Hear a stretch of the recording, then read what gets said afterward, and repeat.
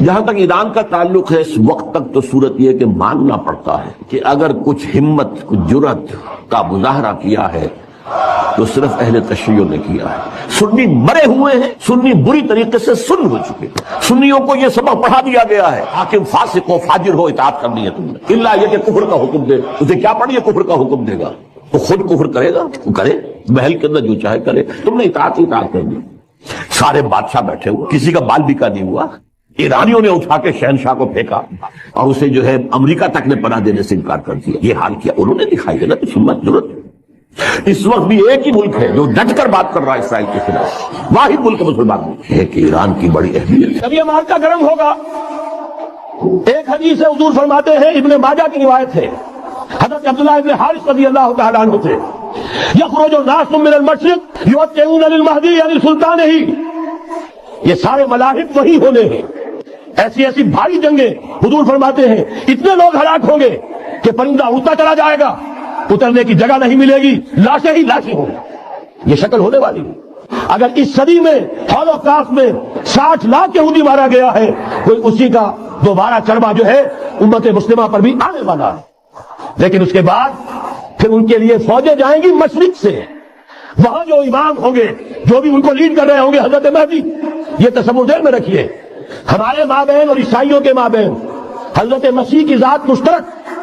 اگرچہ ان کا یہ عقیدہ ہے کہ وہ سولی دیے گئے فوت ہو گئے، معاذ اللہ ثم معاذ اللہ، پھر زندہ ہو کر آسمان پر گئے، پھر آئیں گے، ہم کہتے ہیں نہیں، وہ سولی دیے ہی نہیں گئے، وہ زندہ آسمان پر اٹھائے گئے، واپس آئیں گے۔ گویا کہ بہت حد تک اشتراک ہے لیکن ایک اختلاف بھی ہے۔ اسی طرح حضرت مہدی کے بارے میں شیعہ اور سنی تصورات میں اتفاق بھی ہے، اختلاف بھی ہے۔ یقیناً امت مسلمہ، امت عرب، مجھے تو اقبال کا وہ شعر یاد آتا ہے، خون اسرائیل آ جاتا ہے آخر جوش میں، توڑ دیتا ہے کوئی موسیٰ طلسم سامری، تو کیا خون اسماعیل جوش میں نہیں آئے گا؟ حضرت اسماعیل کی نسل میں حضور اور حضور کی صاحبزادی حضرت فاطمہ رضی اللہ تعالی عنہ، حضور نے فرمایا میری اس بیٹی کی نسل میں اللہ تعالیٰ ایک شخص کو اٹھائے گا جو اس وقت مسلمانوں کی قیادت کرے گا۔ یہ چیز ہمارے اور اہل تشیع کے مابین مشترک، فرق یہ ہے وہ سمجھتے ہیں کہ ان کے 12ویں امام کہ جو آج سے 1200 برس قبل روپوش ہو گئے تھے وہ ظاہر ہوں گے، ہمارے نزدیک نہیں، وہ پیدا ہوں گے، نو مولود ہوں گے، عام انسانوں کی طرح آئیں گے، ہوں گے نسل فاطمہ میں سے رضی اللہ تعالی عنہ، اور وہ اس وقت عربوں کی قیادت کریں گے۔ خون اسماعیل آ جائے گا آخر جوش میں، اور کوئی حضرت مہدی وہ آئیں گے اور اٹھیں گے اور قیادت کریں گے، دجال سے مقابلہ کریں گے اور اس ملاحم کے اندر قیادت فرمائیں گے، لیکن ان کی مدد کے لیے مشرق سے فوجیں آئیں گی۔ عالم اسلام میں سے عالم عرب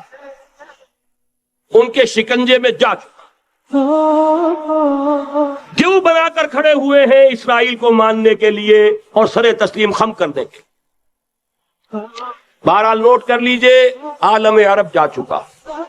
کوئی دن کی بات ہے، میں سنسنی پیدا نہیں کرنا چاہتا، لیکن حالات اور واقعات سے نگاہیں بند کرنا بھی کوئی دانش مندی کی بات نہیں ہے۔ جیسے علامہ اقبال نے وہ نظم لکھی تھی عبد القادر روہیلا بڑا ظالم جفاجو کینہ پرور تھا، لیکن یہ کہ اس نے جو ایک ٹیسٹ لیا تھا کہ وہ جو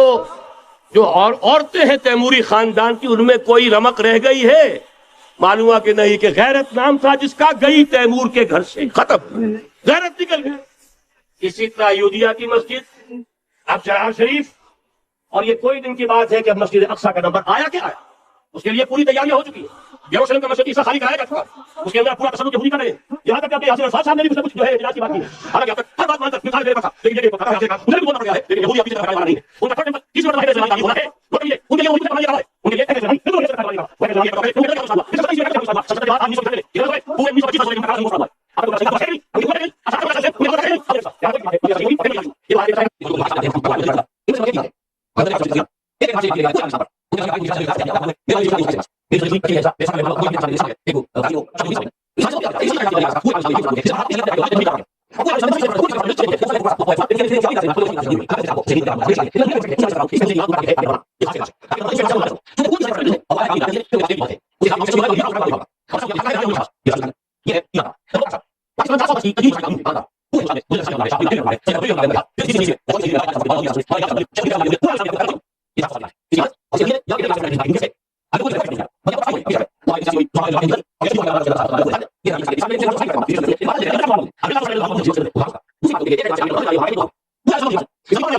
ये